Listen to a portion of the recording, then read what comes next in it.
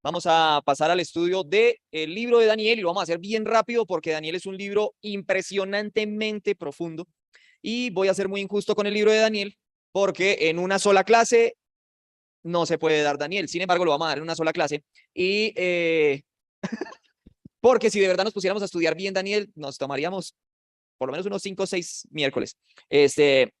Y para hacer la introducción al tema o al libro de Daniel, vamos a hablar un poquito de literatura apocalíptica. Yo sé que quizás esto es algo nuevo para ustedes, porque nosotros conocemos que el Apocalipsis, pues es uno solo, ¿no? Nosotros solamente conocemos el Apocalipsis que está al final de nuestras Biblias y decimos, el libro se llama así porque es la revelación y así es, y ya, no hay nada más. Pero resulta que esto es una literatura que se dio, en momentos donde el pueblo de Israel estaba pasando muchos inconvenientes. Entonces el libro de Daniel es un libro apocalíptico, aunque nosotros creemos que es un libro profético. El libro de Daniel es un apocalipsis que está en el Antiguo Testamento. Ahora, este libro o este género, como les decía, se creó en el periodo que es el periodo helénico, que es de Alejandro Magno. No sé si ustedes han escuchado hablar de Alejandro Magno en algún momento de sus vidas, ¿sí? Que él fue un conquistador, un emperador que fue conquistando países, conquistó muchísimos países. Y más o menos desde esa época hasta la época romana fue que se empezó a inventar o fue que empezó a salir la literatura apocalíptica. ¿Por qué? Por los inconvenientes que estaba pasando el pueblo en ese momento. ¿Qué es la literatura apocalíptica? La literatura apocalíptica es un género, ¿cómo decirlo? Simbólico, metafórico, de símbolos y metáforas muy elaboradas para mostrar un inminente triunfo del bien sobre el mal.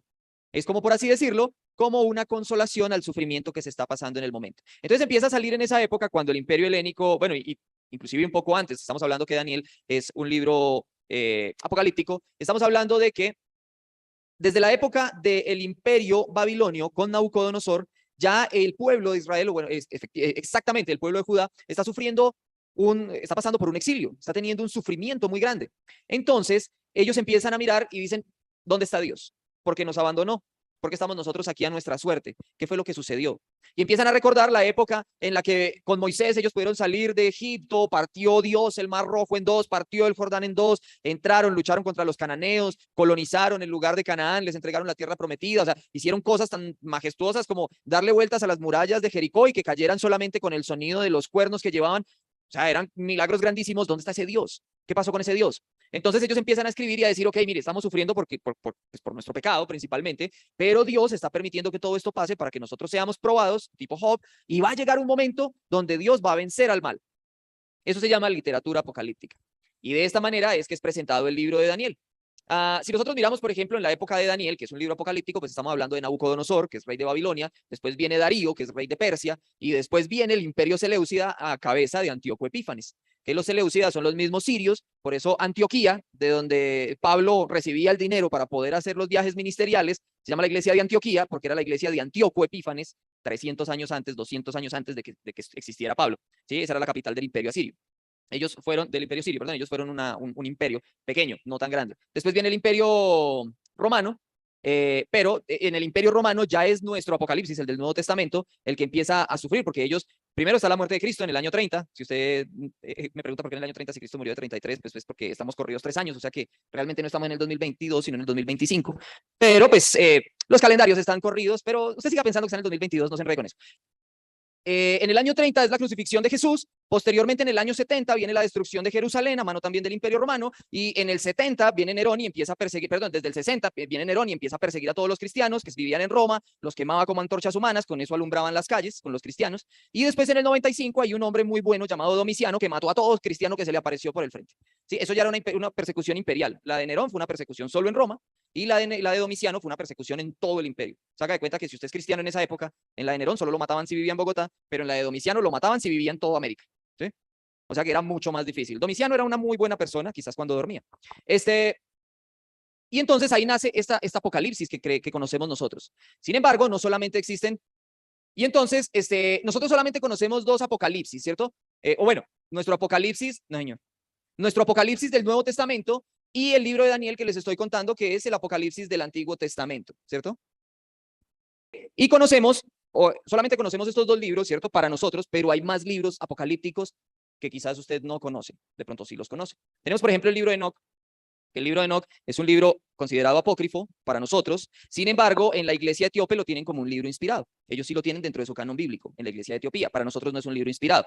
De hecho, de este libro hace referencia a Judas cuando dice, bien profetizó de vosotros Enoc, que los impíos morirán en sus obras impías, impíamente, algo así, repiten muchas veces la forma impía. Quiere decir que ellos en esa época conocían ese libro.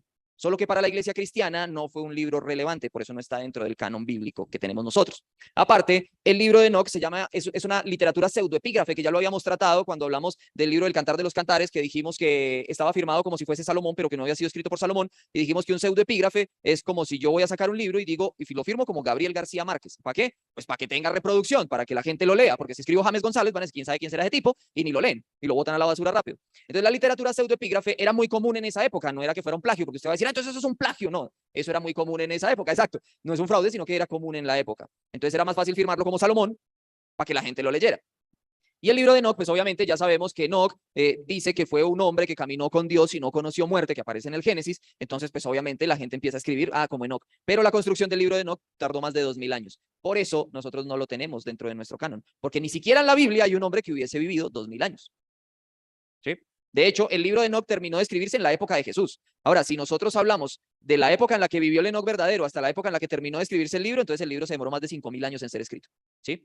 Ok, por eso no está dentro de nuestro canon. Estamos despejando un poquito las dudas. El Apocalipsis de Esdras, ya sabemos quién es Esdras, ¿no? Lo vimos, Esdras y Nehemías, que fueron los que fueron encargados de volverse a reconstruir el templo, reconstruir las murallas de la ciudad, reconstruir a Jerusalén, después de que salieron del exilio en Babilonia. Entonces hay un Apocalipsis de Esdras que tampoco es canónico para nosotros, pero que sí aparece dentro de la Vulgata Latina. La Vulgata Latina es una traducción que se hizo de la Septuaginta al latín a través de Jerónimo. Él era un monje. A él le pidieron el favor de que hiciera esa traducción al latín. Se llama Vulgata Latina porque está escrito en latín vulgar, en el latín del pueblo, o sea, el que hablaríamos usted y yo si perteneciéramos a esa cultura, ¿no? No es que le esté diciendo vulgar, sino que le estoy diciendo gente común. Somos gente común, ¿cierto?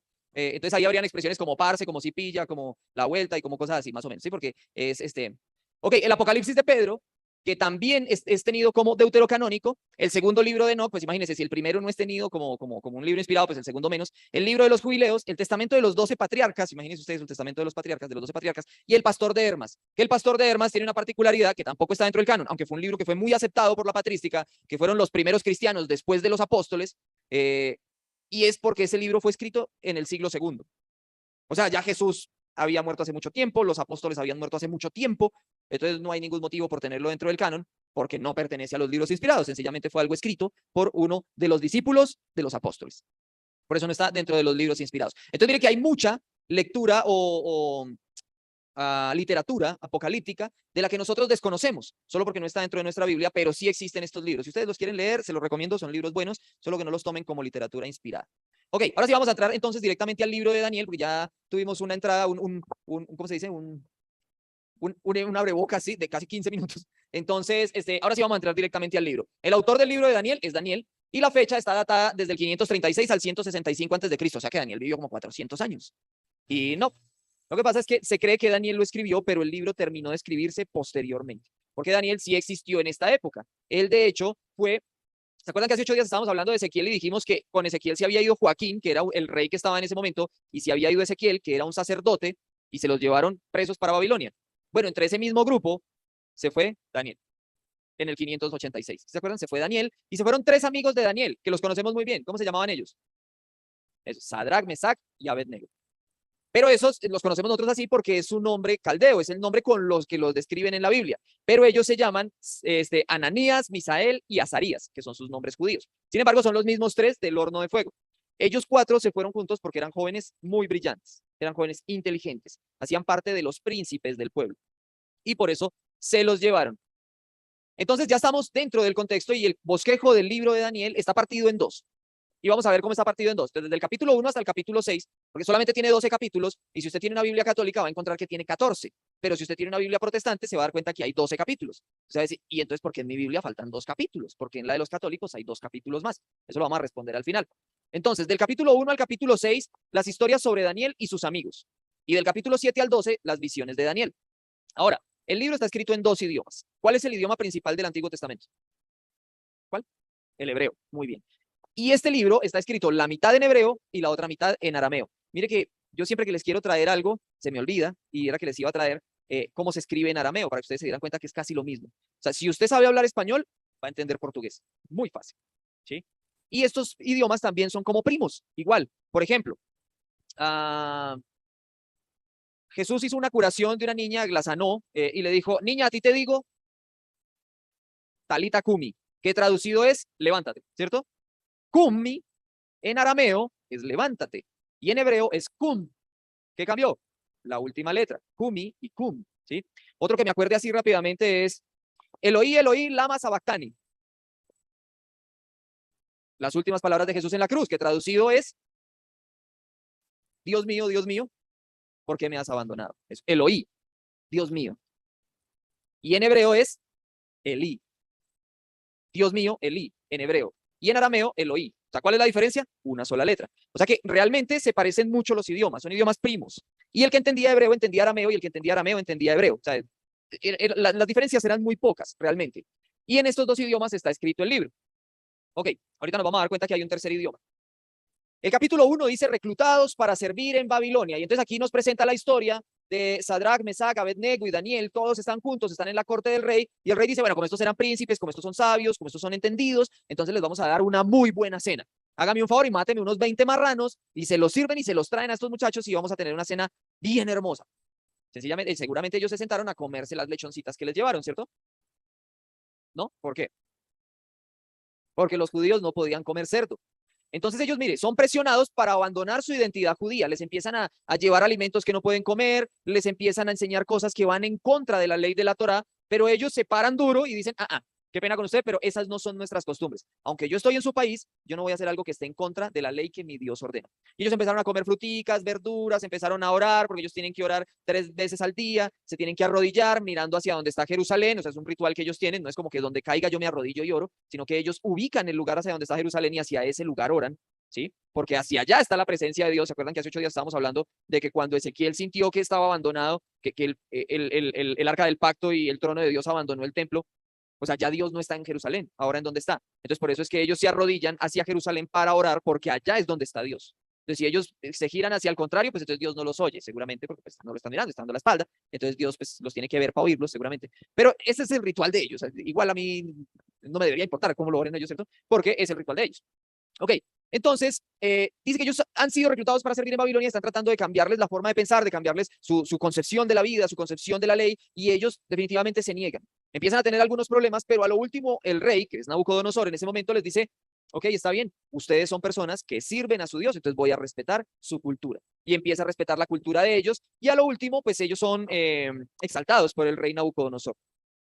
Quiero que entiendan algo, y es que cuando nosotros en nuestra época escribimos una historia, por ejemplo, a mí me gusta mucho Harry Potter, ¿no? Entonces yo no empiezo a leer, digamos, Harry Potter y dice, ok, Ron y Hermione mataron a Voldemort, y al momentico dice, porque Ron acabó de nacer y dice, o sea, en un momento mataron a uno y en el otro están haciendo, o sea, la cosa no tiene sentido, ¿cierto? O usted no lee una historia donde dice, James nació cuando Maripaz tenía 26 años, por cierto, Maripaz acabó de nacer, o sea, ¿cómo así? No entiendo. La cosa está muy enredada para mí, porque nosotros todo lo leemos de manera cronológica, ¿sí? Usted tiene que tener un orden cronológico, a no ser de que es como esas películas que empiezan por el final, pero después le empiezan a mostrar todo desde un principio. Igual usted tiene que tener un orden cronológico. Los escritos antiguos no tienen orden cronológico. Si usted mira un evangelio, por ejemplo, usted ve que Jesús está aquí en Jerusalén, está teniendo un problema con los sacerdotes y en el siguiente versículo aparece por allá ¿en dónde? A ver, en Belén.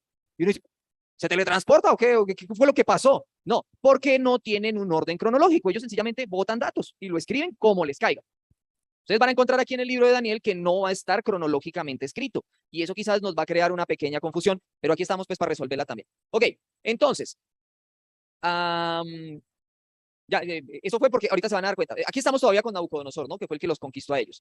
Después se viene el sueño de este rey. Entonces Nabucodonosor se acostó a dormir y empezó a soñar. Y entonces él se sueña con una estatua. Y la estatua está creada por 4 metales diferentes: oro, plata, bronce y hierro. ¿Sí? Y él dice, oiga, pero ¿qué pasa? Mire, yo veo la estatua, es una estatua gigantesca, tiene 4 metales y del cielo cae una roca y rompe la estatua. ¿Qué quiere decir eso? Entonces empieza a preguntarle a sus magos, a los entendidos, a los sabios, a todas las personas cultas del reino, y nadie le daba con el chiste, no sabían qué sucedía. Entonces él empezó a amenazar y voy a matar y voy a hacer y deshacer hasta que no me digan qué quiere decir ese sueño. Entonces tuvieron que llevar a Daniel y Daniel le explica que cada uno de los metales representaba un reino y que esos reinos iban a ser destruidos. Ahora, si usted se pregunta cuál reino es, bueno, la cabeza, dice que la cabeza era el reino de Babilonia, la parte de oro, después viene el imperio medo-persa, después viene el imperio helénico, el de Alejandro Magno, y por último es el imperio romano, ¿sí? Solo que hasta ese momento, pues ellos no creen nada de eso porque, pues hombre, yo soy Nabucodonosor, el rey de Babilonia, yo soy el emperador, o sea, más grande que yo, ni Dios. Yo soy lo más grande que hay en el mundo. ¿Qué me va a venir usted a mí a decir que van a venir los medo-persas que a derrotarme? O sea, por favor, no son capaces. Es como si yo le dijera a usted en este momento, oiga, mire, señor Biden, que tuve un sueño donde el imperio de Haití va a venir a derrotarlo. Ese tipo se va a reír. Va a decir, el imperio de Haití, por favor, es el pueblo más pobre de América. Eso no es un imperio. Y al cabo de 20, 50 años se convierten en un imperio y van y derrotan a Estados Unidos. Sí, más o menos es algo así, porque los medo-persas no eran ¡ay, la gran cosa! Como vamos a tenerles miedo, ¿no? Eran un pueblo pequeño que se fue levantando como un imperio. Igual sucedió con el imperio helénico, porque realmente Alejandro Magno fue su papá el que empezó eso, de Macedonia, él era macedonio. Y de Macedonia, él empezó a conquistar, pero no pudo, y fue Alejandro Magno, hijo, el que dijo, ok, voy a empezar a conquistar, y él fue el que empezó a arrasar con todo. O sea, ellos eran un pueblo pequeño que empezaron defendiéndose y resultaron convirtiéndose en un imperio. ¿Quieres decir algo, hermana? ¿No? Pensé que me iba a decir algo. Este, y el Imperio Romano, bueno, desconozco realmente cómo se formó. Yo sé que Roma se formó con Rómulo y Remo, esa es la creencia, pero ellos no eran un imperio tampoco. Y todos los imperios se empezaron a crear de la nada, de pueblos pequeños se empezaron a crearse. Entonces era como una locura para él. Y entonces viene Daniel y le explica y le dice, ok, mire, la estatua está hecha de 4 metales que simbolizan una secuencia de reinos y que la cabeza es Babilonia y una por una va a ir cayendo. Esa roca que viene del cielo, pues es el reino de Dios, que va a ir derrotando imperio por imperio. ¿Se acuerdan que con Ezequiel vimos que Dios le dijo a Ezequiel, ok, mire, yo puse a Babilonia para que los castigue a ustedes por malos? ¿Se acuerdan? Hace 8 días lo vimos. Pero también puse a que castiguen a los egipcios, a los de Amón, a los de Tiro, a los de Sidón. O sea, yo puse a que Babilonia castigue a todo el mundo, pero no se preocupe, porque alguien va a venir a castigar a Babilonia. Y yo también voy a poner ese imperio para que castigue a Babilonia. Y a ese que castiga a Babilonia también le voy a poner otro que venga y lo castigue, porque cada uno de ellos es más malo que el anterior. Entonces ellos van a recibir su propio castigo. En el capítulo 3 encontramos a Sadrach, Mesach y Abednego metidos en un horno de fuego porque se crea una estatua de Nabucodonosor, todavía estamos con Nabucodonosor, se crea una estatua de Nabucodonosor y se supone que ellos tenían que adorarla.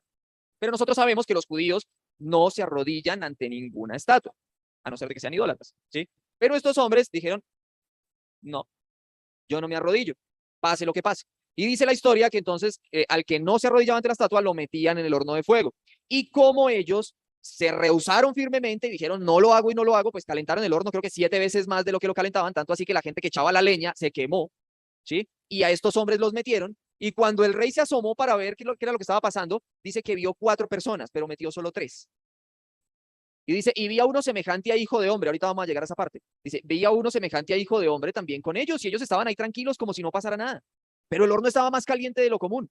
Y cuando abrieron el horno, ellos salieron sin un solo rasguño de ese horno. Aquí están los nombres. Ananías era Sadrach, Misael era Mesach y Azarías era Abednego.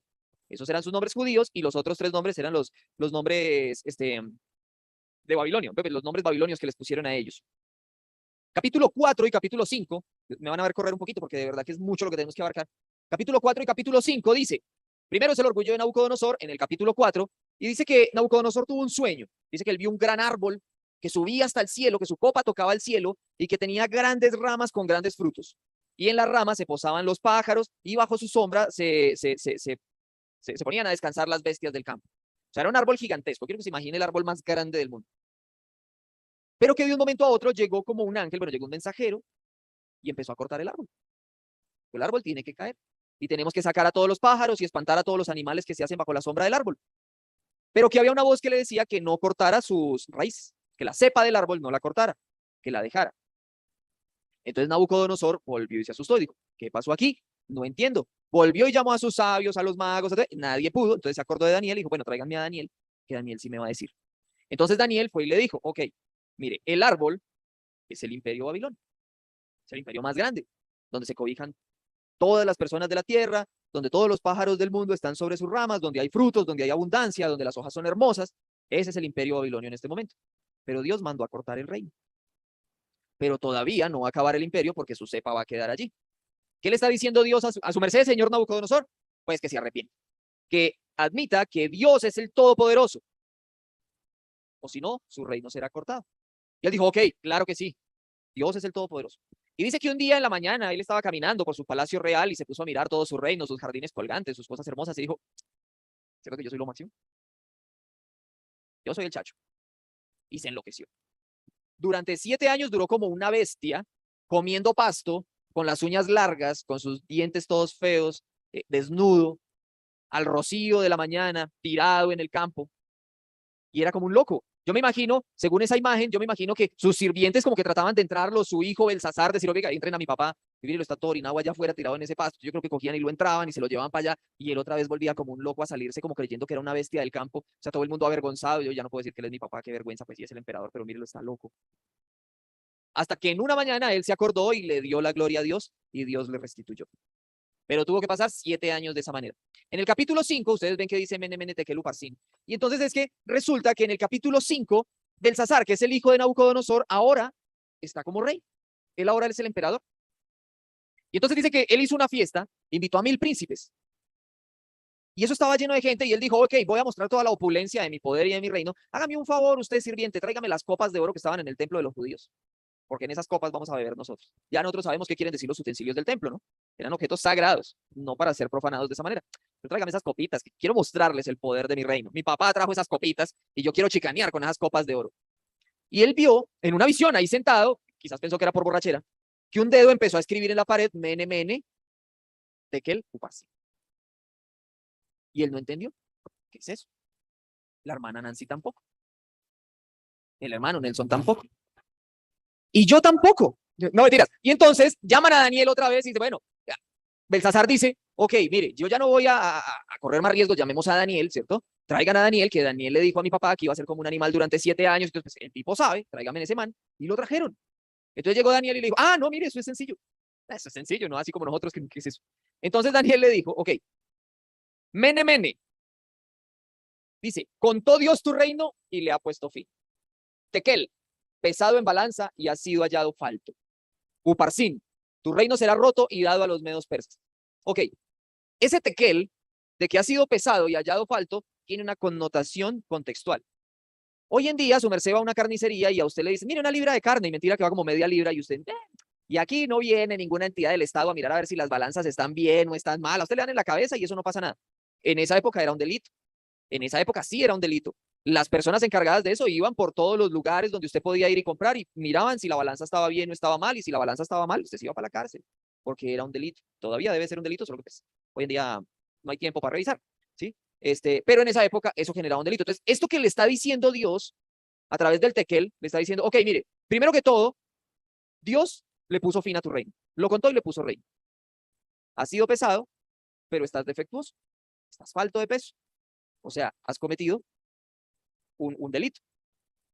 Y Uparsin, que es tu reino ha sido roto y ha sido dado a los medos persas. Ok, ya no hay nada que hacer. Lo único que tenemos que hacer aquí es confiar en Dios, así como tu papá. Pero como Belsasar no se humilló ante Dios, esa misma noche murió. ¿Adivinen a mano de quién? De Darío el Grande, Darío el Persa, el emperador del imperio medo-persa. Y ahí, mire, ya pasamos por Nabucodonosor, ya pasamos por Belsasar y ahora vamos a entrar a Darío el Persa. O sea, ya van 3 emperadores en el mismo libro. Y en el capítulo, este sí es más conocido que en el capítulo 6, entonces Darío está empezando a conocer a todos sus sirvientes, y todo, entre esos está Daniel, y entonces a unos inteligentes les dio por hacer una estatua de Darío. Yo no sé si yo les he contado a ustedes que todos los reyes de la antigüedad se creían dioses. ¿Sí les he contado eso? Entonces ellos se creían dioses y creían que eran hijos de los dioses o cosas así, y tenían que adorarlos como si fuesen dioses. Ese era el problema de esos reyes que se creían dioses.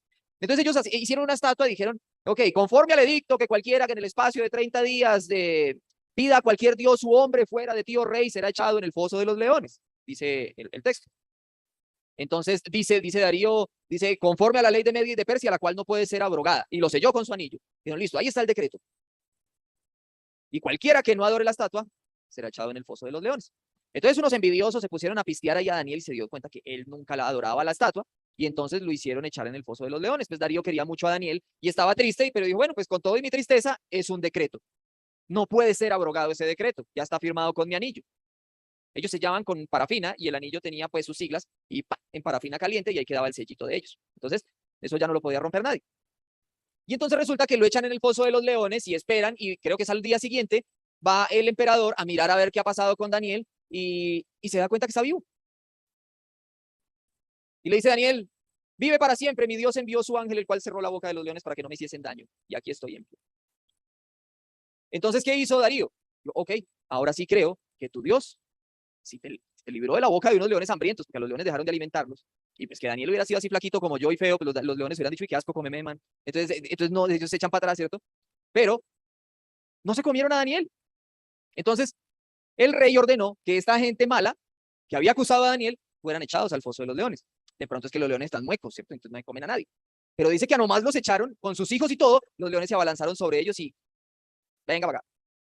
Y se los comieron ante los ojos de Darío. Muy bonito ese capítulo. Capítulo 7. Ahora ya Daniel es el que tiene sueños. Y Daniel tiene un sueño con 4 bestias. 4 bestias bien feas, por cierto. La primera bestia con la que soñó fue con un león que representa el imperio de Babilonia. La segunda bestia con la que soñó fue con un oso que representa el imperio medo-persa. La tercera fue con un jaguar que tenía alas. Bueno, jaguar o leopardo. Yo no sé cuál es la diferencia entre esos dos animales, pero se parece. Y con 4 alas. Representa el imperio griego. Pero que la última bestia era una cosa horrible, con muchos cuernos, con muchos colmillos, o sea, una cosa impresionante que ni siquiera podía ser comparada con algún otro animal existente. Y representa el imperio romano. No, del imperio romano de la época.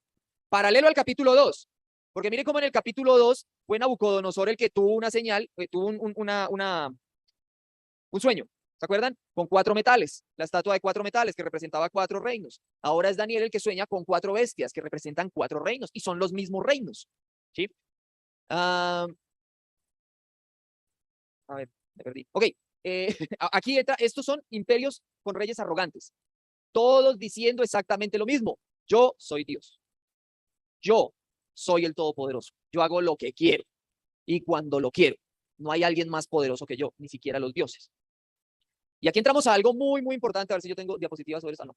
Aquí entramos a algo muy importante y es que en esta visión Daniel ve cómo se aparecen estas 4 bestias, pero ve que con la última, bueno, obviamente el oso derrota al león, el leopardo derrota al oso y la bestia esa extraña pues derrota a todo el mundo. Y a esa bestia extraña solamente la derrota, dice que vio uno como hijo de hombre que llegó y derrotó la bestia. Para nosotros ya es muy fácil saber quién es el hijo del hombre. ¿Quién es el hijo del hombre? Jesús. ¿Quién le decía hijo de hombre a Jesús? ¿Quién? No, en el nuevo. No, ¿quién le decía hijo del hombre a Jesús? ¿Juan? ¿Quién? No, ¿quién? ¿Juan el apóstol? No, ¿quién? ¿Lucas? No. ¿Quién más? Jesús mismo. Nadie le dice hijo del hombre. Solo él se dice hijo del hombre a sí mismo cuando habla de él en tercera persona. Todo el mundo le dice el Mesías, el Maestro, el Cristo, como quieran. Pero cuando él hablaba de sí mismo, por ejemplo, dice, y vendrá el Hijo del Hombre en sus nubes con gran gloria. Solo él se llamaba a sí mismo el Hijo del Hombre. Nadie se lo decía. ¿Por qué? No era más fácil decirse, yo soy el Cristo. No, dice, yo soy el Hijo del Hombre. En parte, sí, señor. Exacto, pero mire que los judíos de la época tenían que entender esa figura, porque la están viendo aquí en el capítulo 7 de Daniel. Y ellos más que nosotros conocían el Antiguo Testamento, ellos se lo sabían de memoria. Y ellos sabían que si yo me llamo a mí mismo el Hijo del Hombre, o sea, usted está queriendo decir que usted es el que va a derrotar ese imperio malvado. Usted, el hijo de un carpintero. Y ahí me perdonan el spoiler para los evangelios, porque lo vamos a ver en los evangelios. Pero es muy importante que nosotros sepamos por qué Jesús se llamaba a sí mismo el Hijo del Hombre, aunque nadie más lo hizo. Nadie. Y ustedes lo pueden buscar tranquilamente en el Nuevo Testamento y el miércoles armamos un debatico si quieren, no mentira. Pero nadie les va a decir, no van a encontrar a nadie que le diga hijo de hombre, solamente él se llama hijo de hombre a sí mismo. Hijo de hombre, a quien fue dado poder, dominio y gloria, sinónimo de Mesías. Y como dice el Evangelio de Juan, Jesús era Dios, pero también era hombre. 100% hombre, 100% Dios. Hermano, no le comprendo. Tranquilo, yo tampoco. No se preocupe. Sí. La mente de Dios no la comprende nadie. Porque usted me va a decir, ¿cómo va a ser 100% hombre, sentir debilidades, ganas de tomarse unos traguitos, ganas de irse a una rumba? Si es Dios, no lo va a sentir porque es Dios. Bueno, y si yo le digo, sí sentía ganas, porque igual era hombre y sentía los deseos, lo que pasa es que tiene dominio de su propio cuerpo. En esa parte fue Dios. Sin embargo, creo que es Filipenses, ahí me corrigen, dice que él fue despojado de su gloria. ¿Sí es Filipenses? Él fue despojado de su gloria para ser un hombre. O sea, él era Dios, Pero no por el hecho de que fuera Dios, no quería decir que cuando Satanás le ofreció los reinos, él no se pusiera a pensar, oiga, está como buena la oferta, sí, aguanta. Claro, seguramente él, por eso se llama tentación, porque si no hubiese sido una tentación, pues hubiese sido una conversación entre Satanás y Jesús, pero fue una tentación. Él dice, oiga, sin embargo, ¿qué me tiene para ofrecer este si todo eso es mío? Ya de entrada todo eso es mío. Sí, o sea, él lo único que me está ofreciendo a mí es un poder, sí, material, un poder que tiene fin, es un poder finito, pero lo que yo tengo es infinito. Por eso se dice que Jesús fue hombre y Dios al mismo tiempo, porque sufrió lo mismo que sufrimos los hombres. El hecho de que él fuera Dios no quiere decir que no sintiera los latigazos. O sea, no, es que yo soy Dios, voy a desconectar todo mi sistema nervioso. Peguen latigazos, tranquilos, que yo soy Dios y desconecté mi sistema nervioso, yo no siento nada. No, él estaba sintiendo. Tanto así que le dijo a Dios en la cruz, dijo, Padre, porque, Dios mío, ¿por qué me has abandonado? ¿Por qué? Porque él en ese momento sentía como un hombre. Dijo, no creí que fuera así. O sea, de verdad, yo sabía que venía, pero la cosa está más fea de lo que pensé que iba a ser. Porque en ese momento él era hombre. Él estaba sintiendo todo el rigor de ese. Mire, otra cosa que nosotros no logramos comprender es que a nosotros nos pintan a Cristo con un pañalito, ¿cierto? Está así, todo cruzadito de piernas con un pañalito y toda la cosa. Como se ve lindo, hasta zarquito y todo, se ve blanquito. Exacto. Y mire, después de ese maltrato que le dieron a él, de que se le haya caído la cruz, de caerse, de golpearse, o sea, la cara de él tuvo que haber estado deforme, ¿sí? Más que la mía. Tuvo que haber estado irreconocible, o sea, imagínese usted el dolor de él. Pero aparte de los golpes y de la humillación que recibió, porque nosotros solo lo vemos como una humillación, cuando a él le golpean y le dice, adivina quién soy, si tú eres el Cristo, adivina quién te golpeó, ¿cierto? No dice, ay, ahí lo humillaron. No, a él lo desnudaron. Y él fue crucificado desnudo, sin nada, sin pañalito y sin nada. Porque los judíos generalmente no usaban ropa interior. Si ustedes analizan, los que usaban ropa interior era el sumo sacerdote cuando iba a entrar al templo para que su desnudez no fuese descubierta en el lugar santísimo. El resto de judíos no usaban ropa interior. Entonces, cuando a él le rompen su túnica, no es que, sí, quedó en boxers, claro, y por eso, porque no, él estaba desnudo. Y era una deshonra descubrir mi desnudez delante de alguien que no fuese mi pareja. Y a él todo el pueblo lo vio desnudo. Aparte de golpearlo, lo humillaron. Jesús tuvo que sufrir mucho. Bueno, ya tan entrados entonces en el tema del Hijo del Hombre, ya entendemos más o menos qué es el Hijo del Hombre, porque Jesús se llamaba a sí mismo, porque Jesús lo que dijo fue, mire lo que dice George Ladd en la Crítica al Nuevo Testamento, un libro excelente para el que le gusta leer, apunte el nombre, Crítica al Nuevo Testamento de George Ladd, y tiene un pedacito donde dice, vendría a la tierra para arreglar todos los males y establecer el reino de Dios. O sea, no había otro. El único que podía derrotar a esta bestia era ese Hijo de Hombre, porque no había nadie más que lo pudiera hacer. Dice que después de derrotar a esa bestia, fue llamado ante el trono de Dios y se le fue dado un trono a él, para que se sentara a la derecha del Padre. Él era el único que podía venir a solucionar. Y cuando él dice, ok, yo soy ese Hijo de Hombre, le está queriendo decir al pueblo, ¿se acuerdan de ese reino malvado que nadie podía derrotar por allá en Daniel capítulo 7? Que bueno, en esa época no tenía capítulos. En el rollo de Daniel, ¿cierto? Yo soy ese Hijo de Hombre. Yo soy el que viene a derrotar esa bestia. Y esta bestia son estos que me van a crucificar. Eso era lo que quería decir Jesús en esto. Ok, y esa es la visión que tiene en el capítulo 7, donde dice que solamente el Hijo de Hombre puede derrotar ese imperio. Después tiene una segunda visión, Daniel tiene muchas visiones en este libro, y en esta visión ve a un carnero y ve a un macho cabrío. El carnero son los medos persas y el macho cabrío son los griegos. Y aquí nos damos cuenta que va a haber una lucha y obviamente van a ganar los griegos. ¿Se vieron la película 300? En la segunda visión, entonces él ve cómo el imperio medo-persa va a ser derrotado por el imperio griego. En el capítulo 8. Estos griegos van a atacar a Jerusalén y se exalta sobre Dios el rey y este rey va a ser destruido. Esa es la visión que tiene Daniel en el capítulo 8. En el capítulo 9, Daniel hace una oración porque él lee el rollo de Ezequiel, no, de Jeremías, perdón. A ver, sí, de Jeremías. Y en el capítulo 25 también él abrió el rollo y el capítulo 25 de Jeremías y empezó a no, allá no tenían capítulos tampoco, él leyó todo el rollo y se dio cuenta que Jeremías profetizó que el exilio iba a durar 70 años. Y hay una visión de un ángel que le dice, no va a durar 70 años. Porque Daniel se postra y empieza a orar y le dice, bueno, Señor, te vamos a cumplir los 70. No olvides tu promesa. Ya esperamos ser liberados de este castigo. Y en medio de la oración, el ángel le contesta y le dice, no son 70. Multiplíquelo por 7. Porque no han cumplido con la palabra. Están siendo castigados, pero siguen prostituyéndose con otros dioses. Entonces ahora multiplíquelo por 7. Ya no son 70, son 490. Van a seguir. Y aunque el exilio sí terminó a los 70 años, ustedes se dan cuenta cómo termina el exilio. Darío les dice, ok, regresen, no hay problema. Yo los empiezo a dejar que vuelvan, que se van con Nehemías y con Esdras, ellos empiezan a regresar y dicen, pero entonces no estuvieron en exilio, pero sí estuvieron bajo el dominio persa. Y después viene Alejandro Magno y los agarra y dice, ahora ustedes me tributan a mí. Y se acaba lo de Alejandro Magno y llegan los sirios con este Antíoco y dice, ahora ustedes me tributan a mí. Y logran sacar a Antíoco y después llega el Imperio Romano y dice, ahora me tributan a mí. Durante muchos años, ellos fueron el patio de atrás de otro imperio, la casita de recreo de otro imperio. Y tuvieron que estar tributando y siguiendo los mandamientos de otros reinos. Capítulo 10, 10 al 12. La visión de Daniel. Aquí en esta visión, mire, sería bueno que ustedes puedan leer esos 3 capítulos, ustedes se van a encontrar con una historia muy bonita donde habla que según eso, cada imperio tiene un ángel, y el ángel de Dios, el ángel guerrero de Dios, se llama Miguel, y dice que él tiene que ir a luchar contra cada uno de esos ángeles, porque entre ellos se están disputando los imperios. O sea que más que una guerra física, también se vive una guerra espiritual por el poder y por el dominio de ciertos lugares. Ahora no vamos a empezar a montar teorías conspirativas y a decir que entonces el ángel de Estados Unidos pelea contra el ángel de Rusia, porque eso era en la antigüedad. ¿Ok? Entonces, en la tercera dice que hay una secuencia de reinos, otra vez Persia, Grecia, los reyes inferiores, ahí está hablando de Antíoco Epífanes, y el rey del norte, se habla de un rey del norte que es muy poderoso, que se exaltará por encima de Dios, pero este rey caerá en la ruina. Ok, entonces, estamos hablando de que Babilonia, Media y Persia y Grecia quedan como por estos lugares, ¿cierto? Grecia queda como por acá y por aquí los otros dos, y Roma queda acá, lo que es Italia actualmente. ¿Cuál está más al norte?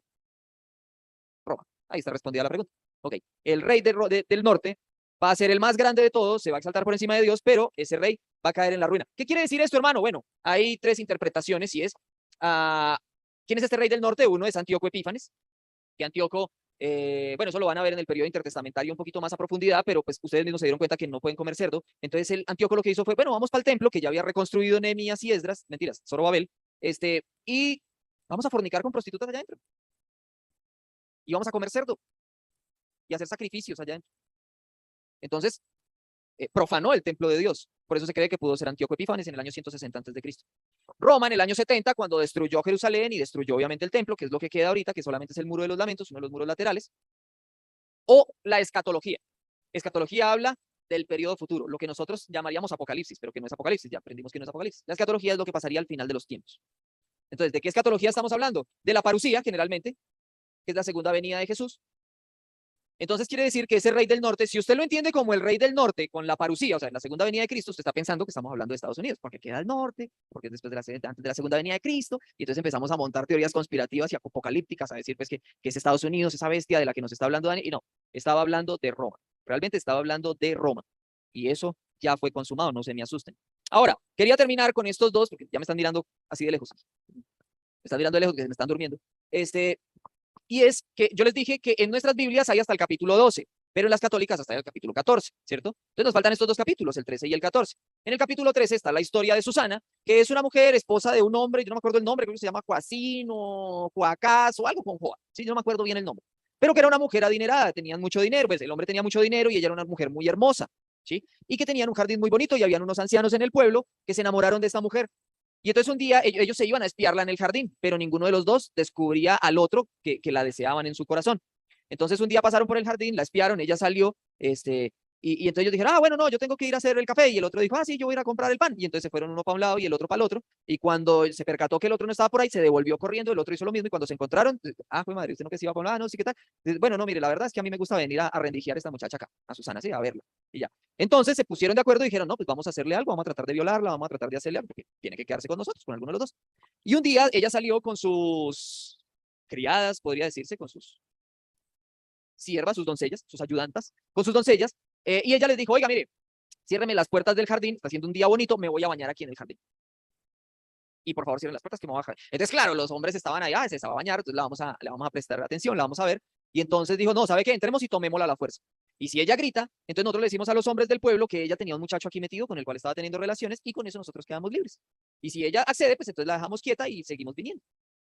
Entonces ya ven cómo está retorcida la historia, muy parecido a las historias bíblicas, ¿cierto?